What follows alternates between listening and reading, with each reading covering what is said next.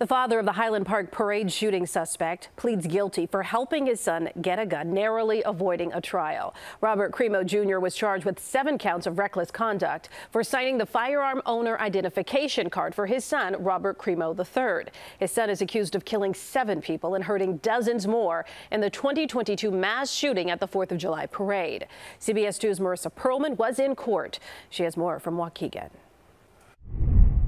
Now, this case was rare because charges are rarely filed against parents of accused mass shooters. But the prosecution says this case now sets a precedent.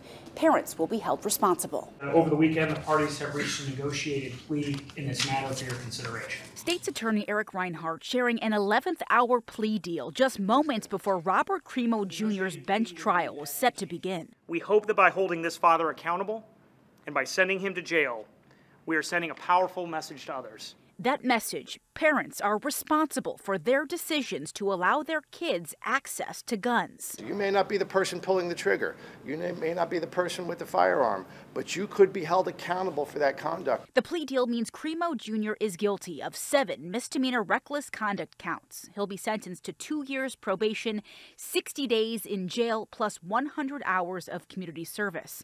As part of the deal, he must surrender his FOID card and has agreed not to sponsor any minors for FOID cards in the future. Crimo Jr.'s attorney says the dad worried about how his trial could impact his son's case. Mr. Crimo ultimately did not want his family to be more torn apart on the public stage than it already is. For Highland Park shooting survivor Abby Kasicki, the sentence is enough.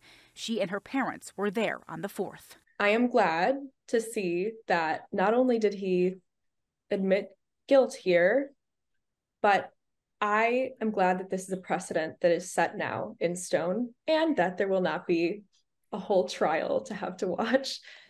Robert Crimo Jr. will start his jail sentence on November 15th. His son, Robert Crimo III, will have his next court appearance in December. It's likely prosecutors will set a trial date at that time. Reporting in Waukegan, I'm Marissa Perlman, CBS 2 News.